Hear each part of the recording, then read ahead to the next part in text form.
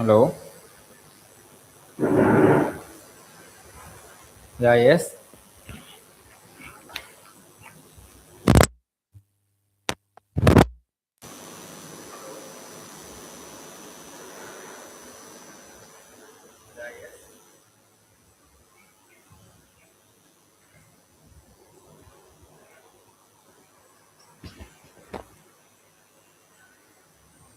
So okay, fine.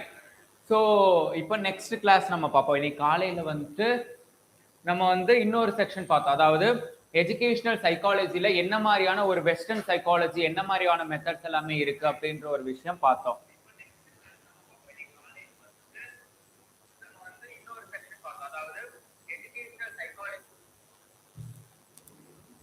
Sorry for inconvenience. So இன்னைக்கு morning கிளாஸஸ்ல வந்து நம்ம பார்த்தது என்ன மாதிரியான ஒரு வெஸ்டர்ன் சைக்காலஜி இருக்கு அப்படின்றத வந்து 1.4 அப்படின்னு வந்து எடுத்து பார்த்தோம். பட் இப்போ எஜுகேஷன் சைக்காலஜி என்ன மாதிரியான நெக்ஸ்ட் ஸ்டெப். ஸோ ஐ மீன் நீங்க மார்னிங் பார்த்த செஷனோடைய செஷன் 2 மாதிரி தான் இருக்கும். அதாவது கம்ப்ளீட்டா மார்னிங் பார்த்த அதே ஸ்ட்ரக்சரலிசம், ஃபங்க்ஷனலிசம், பிஹேவியரிசம், அதே மாதிரி ஒரு சைக்கோ அனலைசிஸ் எந்த மாதிரி இருந்துச்சு. ஸோ வந்து பாவ்லோ என்ன சொன்னாரு, அண்ட் தென் வந்துட்டு ஸ்கின்னர் என்ன மாதிரியான ஒரு கான்செப்ட் சொல்லியிருந்தாரு, ஃப்ராய்ட் என்ன மாதிரி ஒரு கான்செப்ட் சொன்னாரு, ஸோ அந்த இந்தியன் சைக்காலஜி என்ன மாதிரியான ஒரு கான்செப்ட் சொல்லிச்சு. ஸோ இந்த எல்லா விஷயமும் தான் இன்னைக்கு மார்னிங் செஷன்ல நம்ம பார்த்தோம். ஸோ அதோட கண்டினியூட்டி கிளாஸஸ் தான் வந்துட்டு இப்போ செகண்ட் செஷனா வந்து நான் இப்போ எடுக்க போறேன். ஸோ நம்மகிட்ட ஆன்லைன் கிளாஸஸ் அவைலபிலிட்டிஸ் இருக்கு. So timing morning 7 to 9, 10 to 12, 4 to 6 and evening 7 to 9. So அந்த மாதிரி வந்து 4 பேட்சஸ் ஆன்லைன் கிளாஸஸ் வந்து ப்ரொவைட் பண்ணிட்டு இருக்கோம். அட் தி சேம் டைம் நம்மகிட்ட என்ன மாதிரியான ஃபீச்சர்ஸ் இருக்கு அப்படின்னா, நம்ம ஆன்லைன் கிளாஸ் சப்போஸ் சார் எங்களால இன்னைக்கு வர முடியல சார், ஏதோ சம்திங் இஸ் நம்மளுடைய பர்சனல் ஒர்க் இருந்தது சார், ஸோ அதனால எங்களால கிளாஸ் ஆன்லைன் கிளாஸ் வந்து வர முடியல அப்படின்னா, you go and attend to the recorded classes also there. At the same time we provide to the book materials வந்து நாங்க உங்களுக்கு தந்துருவோம். அதே மாதிரி டெஸ்ட் பேட்ச் வச்சு ஐ மீன் கண்டினியூவஸா எப்படி வந்துட்டு ஒரு கொஸ்டின் செக்டார்ஸ் வந்துட்டு எப்படி கொஸ்டின் செலக்ட் பண்ணி நமக்கு இது பண்ணுவாங்களோ, ஸோ அதே பேசிஸ்ல நாங்க கொஸ்டின்ஸ் ஆல்சோ நாங்க ப்ரொவைட் பண்றோம். ஸோ நீங்க டெஸ்ட் பேட்ச் போடலாம். ஸோ டிஎன்பிஎஸ்சில இருந்து, பேங்கிங்ல இருந்து, எஸ்எஸ்சில இருந்து, யூஜிடிஆர்பி, பிஜிடிஆர்பின்னு எல்லா விதமான எக்ஸாம்ஸுக்கும் கோச்சிங்ஸ் இங்க போயிட்டு இருக்கு. ஸோ இன்னைக்கு நம்ம நெக்ஸ்ட் செக்ஷன்ல கிளாஸஸ் பார்ப்போம். ஸோ இன்னைக்கு நம்ம பார்க்க போற டாபிக் என்ன அப்படின்னா, is a founding parts of academic psychology and criticism psychology அப்படின்றத பார்க்க போறோம். ஸோ ஒரு சைக்காலஜில என்ன மாதிரியான பார்ட்ஸ், அதாவது அகாடமிக் சைக்காலஜிக்கு என்ன மாதிரியான ஒரு ஃபவுண்டிங் பார்ட்ஸ் வந்துட்டு சொன்னாங்க, அதுக்கு என்ன மாதிரியான ஒரு கிரிட்டிசிசம் இருந்தது, ஸோ அந்த விஷயங்கள் தான் இந்த செஷன்ல நம்ம பார்க்க போறோம். அண்ட் தென் இன்னைக்கு மார்னிங் செஷன்ல நம்ம என்ன பார்த்தோம் அப்படின்னா, நான் ஆல்ரெடி சொன்ன மாதிரி ஒரு ஸ்ட்ரக்சரலிசம் எப்படி இருந்தது, ஒரு ஃபங்க்ஷனலிசம் எந்த மாதிரி இருந்தது, பிஹேவியரிசம் எந்த மாதிரி இருந்தது. ஸோ இந்த எல்லா விஷயமும் தான் இன்னைக்கு மார்னிங் செஷன்ல பார்த்தோம். ஸோ அதே இதுல கண்டினியூட்டி கிளாஸஸ் தான் இது. ஸோ இது 1.5 ஐ வில் பி கன்சிடர். ஓகேங்களா? Yeah S.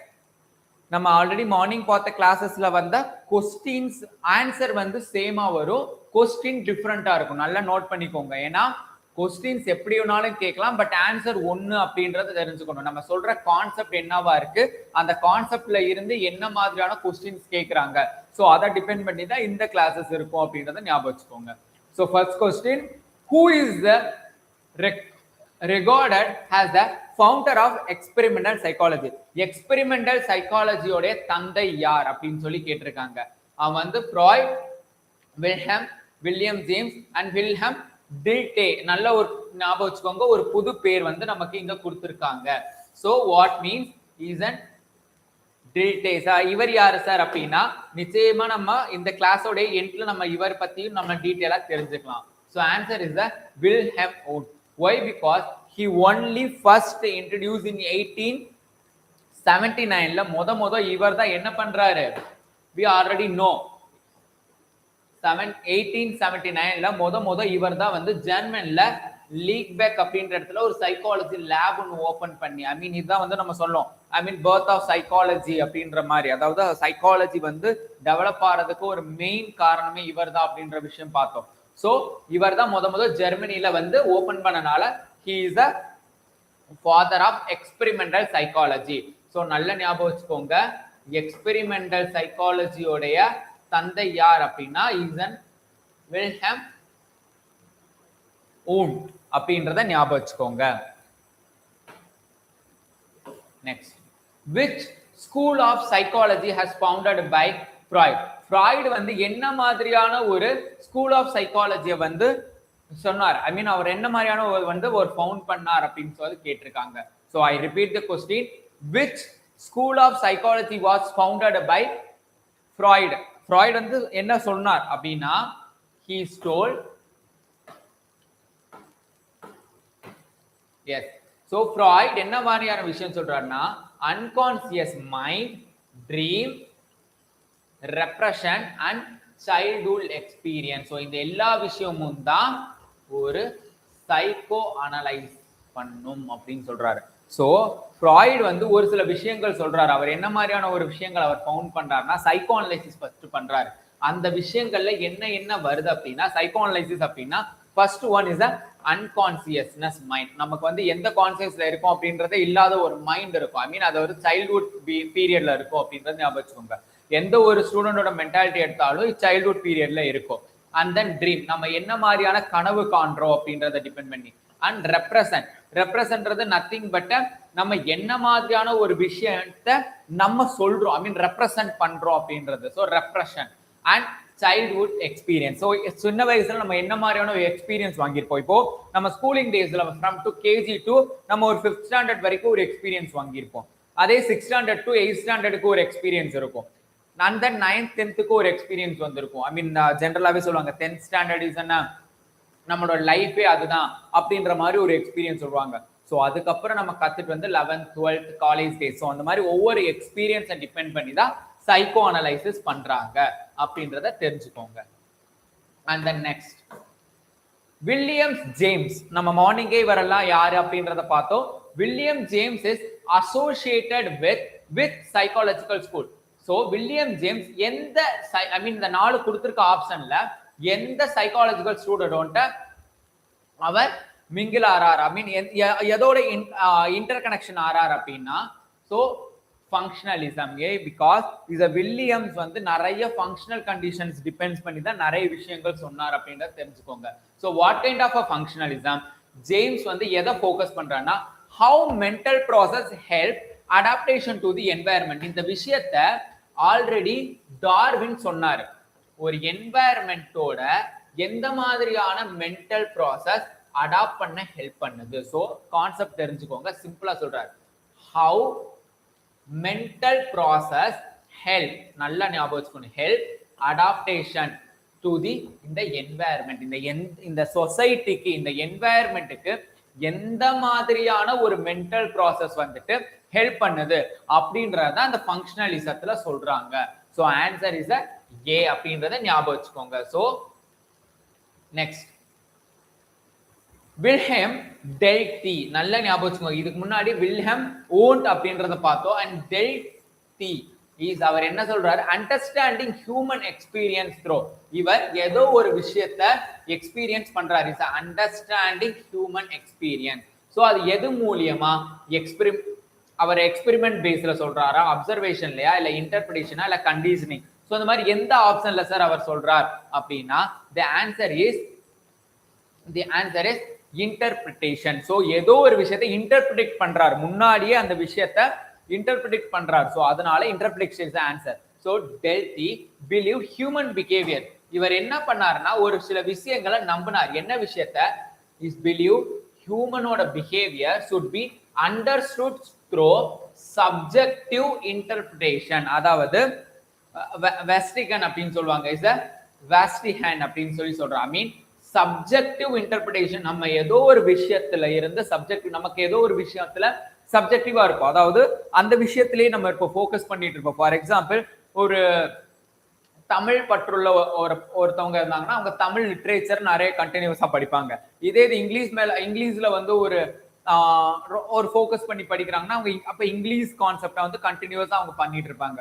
ஸோ இதே மாதிரி ஒவ்வொரு சப்ஜெக்டிவ் இன்டர்பிரேஷன், அவங்க ஏதோ ஒரு விஷயத்த அதுல இருந்து பண்ணணும்னு சொல்லிட்டு இருப்பாங்க. ஸோ அந்த ஒரு கான்செப்ட் பேஸ்ல டெட்லி பிலீவ். ஸோ ஹியூமனோட பிஹேவியர் எதை should be understood through subjective interpretation. மனித அனுபவங்களை சப்ஜெக்டிவ் அண்டர்ஸ்டாண்டிங் மூலம் புரிந்து கொள்ள வேண்டும். ஸோ அவ என்ன ஒரு கான்செப்ட் பேஸ்ல இருக்கானோ ஸோ அந்த கான்செப்ட் பேஸ்ல நம்ம புரிஞ்சுக்கணும் அந்த பிஹேவியரல் செல்ஃப அப்படின்றத அவர் சொன்னாரு. Next, the first psychological laboratory was established. நல்ல ஞாபகம் வச்சுக்கோங்க, நம்மள இந்த மாதிரி தான் குழப்பறதுக்கு சிம்பிளா கேட்பான். ஸோ நம்ம ஆன்சர் நம்ம ஆல்ரெடி வந்து இதுக்கு முன்னாடியே பார்த்தாச்சு. ஆன்சர் அப்படின்றது 1879 அப்படின்றத ஞாபகம் வச்சுக்கோங்க. வில்லியம்ஸ் வந்துட்டு எங்க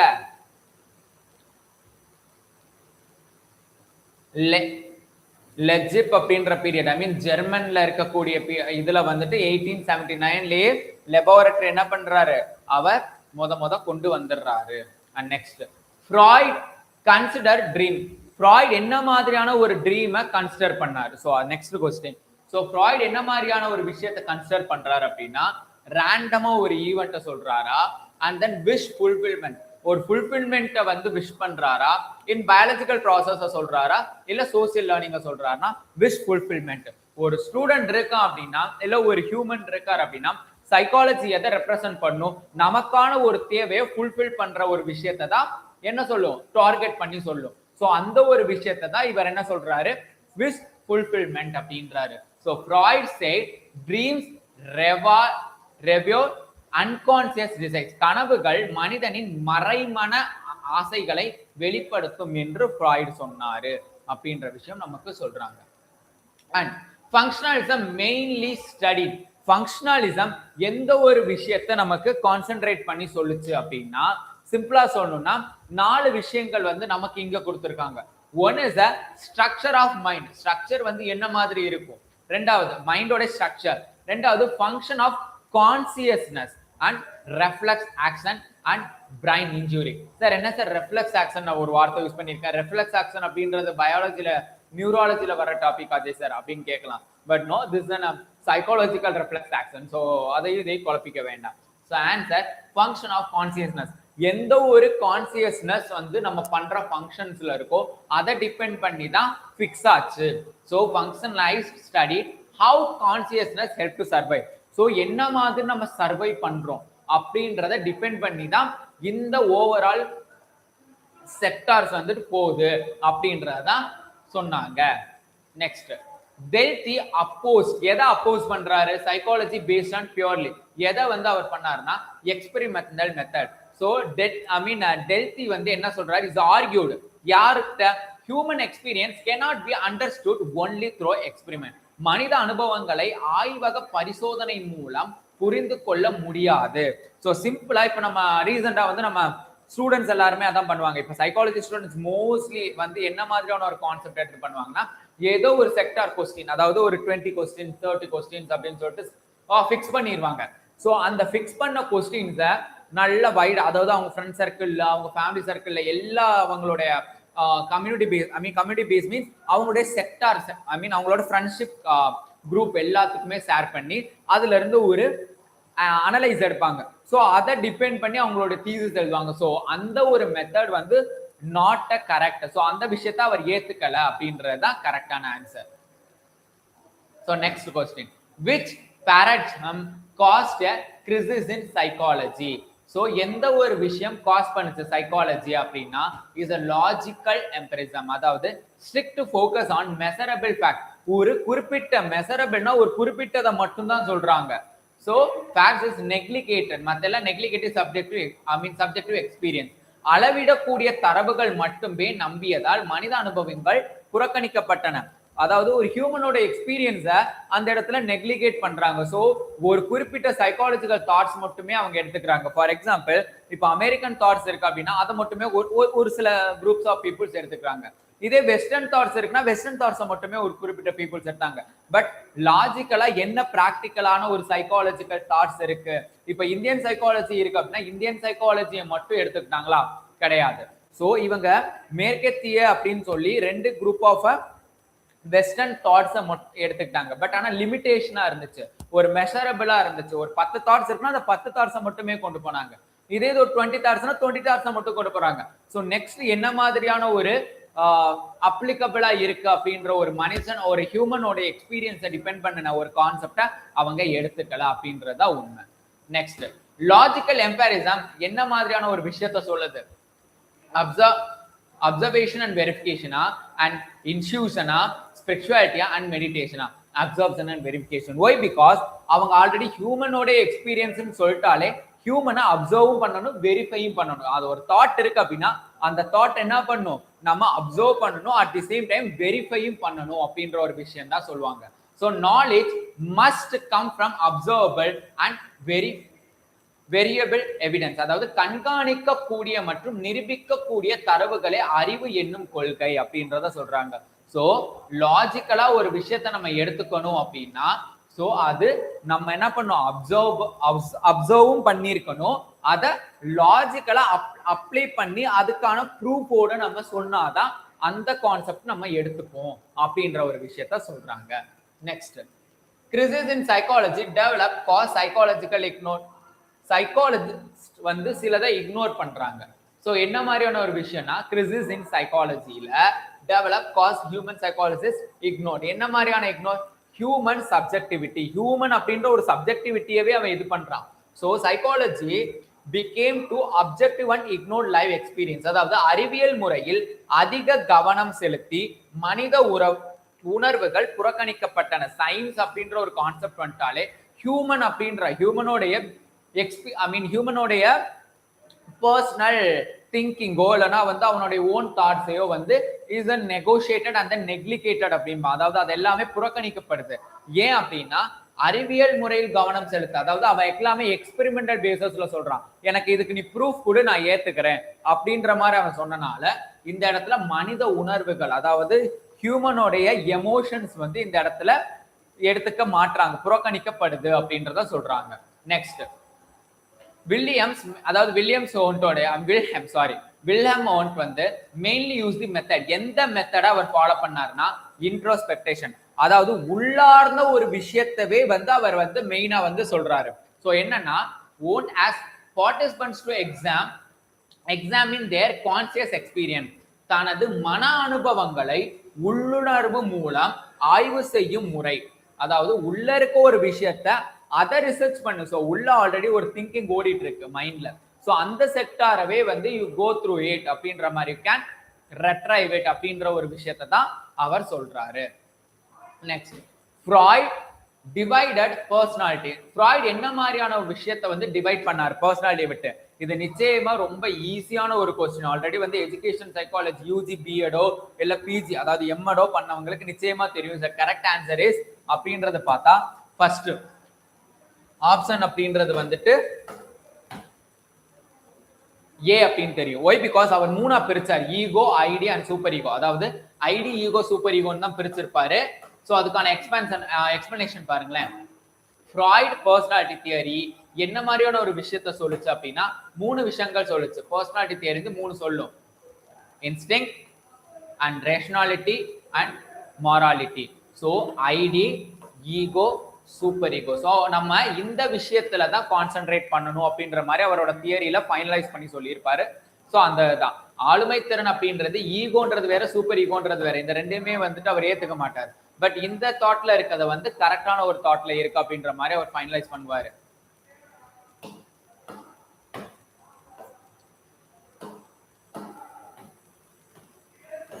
next, Williams James wrote which famous book? William James ஒரு ஃபேமஸான ஒரு புக் எழுதுறாரு. என்ன புக் அப்படின்னா is a principle of psychology. Principles அப்படின்னா ஒரு சில கொள்கைகளை வந்து அவர் சொல்றாரு. ஸோ என்ன மாதிரியான கொள்கைகள் அவர் சொல்றாருன்னா நிறைய தாட்ஸ் இருக்கணும், ஃபங்க்ஷனல் பேஸ்ல இருக்கணும், அந்த ஃபங்க்ஷனல் பேஸ்ல இருக்க எல்லாமே வந்துட்டு ஏற்றுக்கொள்ளக்கூடியதா இருக்கணும், அது எல்லாமே ஹியூமனோட பிஹேவியரல் பேஸ்ல இருக்கணும், அவனோட தாட்ஸை கொண்டு போகணும். ஸோ அந்த மாதிரி விஷயங்கள் தான் சொல்றாரு. ஸோ 1890ல, ஸோ நல்லா ஞாபகம் வச்சுக்கோங்க, ஃபர்ஸ்ட் 1879ல மொத ஒரு சைக்காலஜிக்கல் லேப் வருது. ஸோ லேட்டர் 1890ல அவர் ஒரு foundation in psychology, principle of psychology அப்படின்னு ஒரு புக்கை வந்து அவர் எழுதி பப்ளிஷ் பண்றாரு. ஸோ இந்த 2 வருஷத்தையுமே நீங்க என்ன பண்ணணும், நோட் பண்ணி வச்சுக்கோங்க.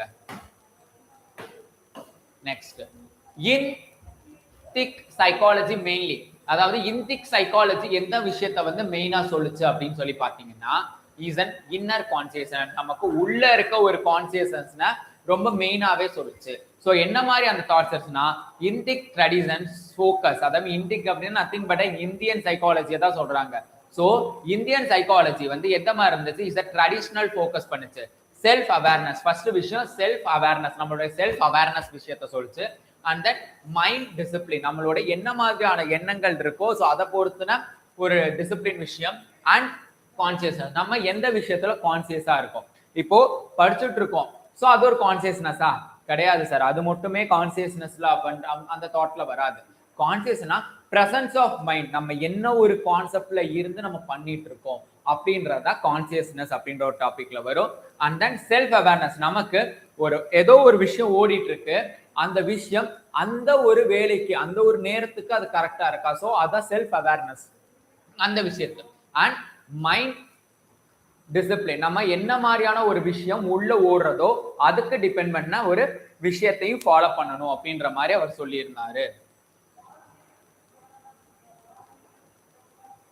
Next, which Indian text greatly influenced modern psychology? Modern சைக்காலஜிக்கு எந்த ஒரு விஷயம், அதாவது நம்ம வெஸ்டர்ன் டாபிக் அப்படின்னு நம்ம எடுத்து பார்த்தா முதல் எடுத்தோடனே இந்தியன் சைக்காலஜியில வர்றது அந்த பகவத்கீதா அப்படின்ற ஒரு கான்செப்ட் வரும். யோகா, பகவத்கீதா, சூஃபிசம் அப்படின்ற கான்செப்ட் ஒன்று, புத்திஸ்ட் அப்படின்னு சொல்லிட்டு ஒவ்வொரு டாபிக்கா வரும். ஸோ மாடர்ன் சைக்காலஜிக்கு மெயினா என்ன மாதிரி இன்ஃப்ளூயன்ஸ் பண்ணுச்சுன்னா பகவத்கீதா தான் பண்ணும்.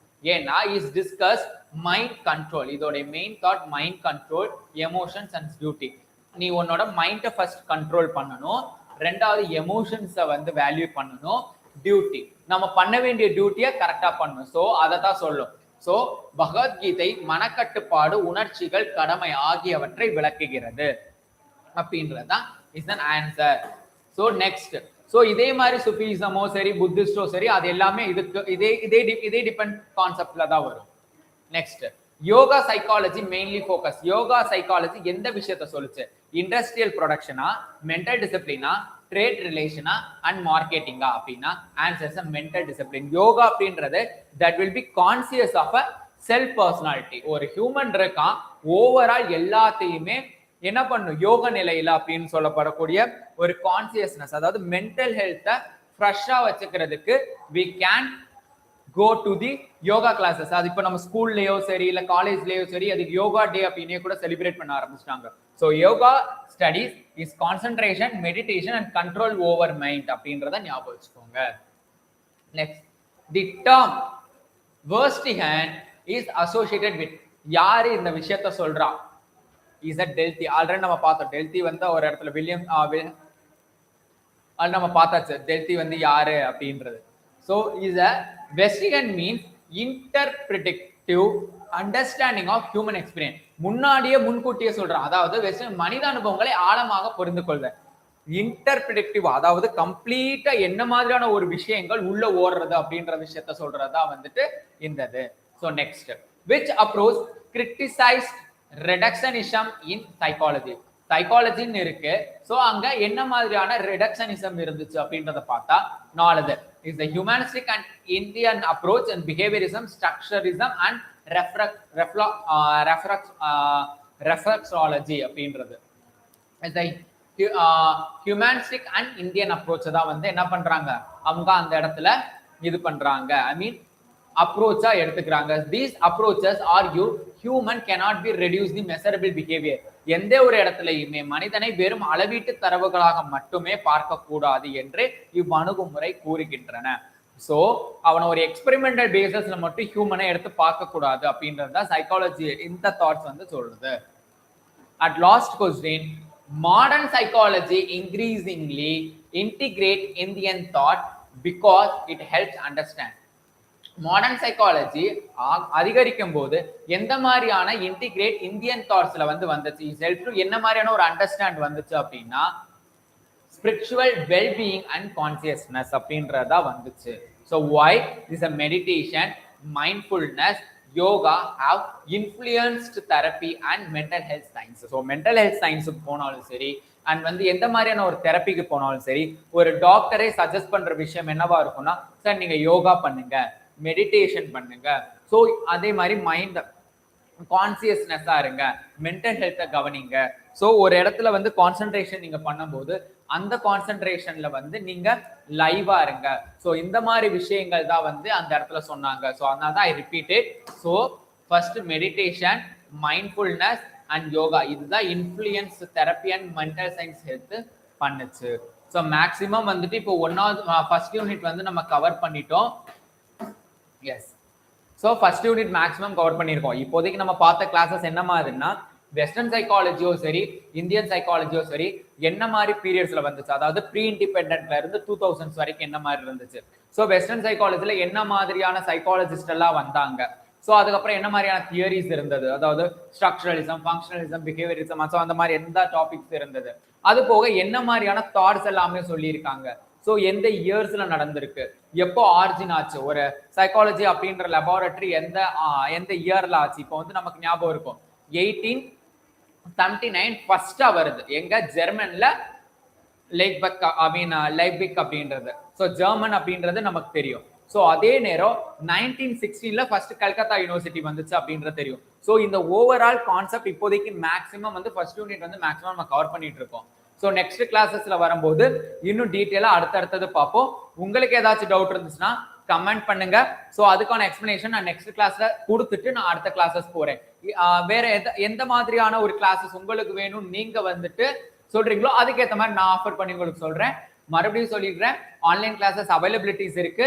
those who are interested in the TNPSC as well as any more government exams, you come and join it. So live classes also available and recorded classes also is there, and then we provide the materials also, and then we conduct to the test batch also. So you come and contact this number. So உங்களுக்கு classes வேணும்னா come and join it. So okay, bye, see you.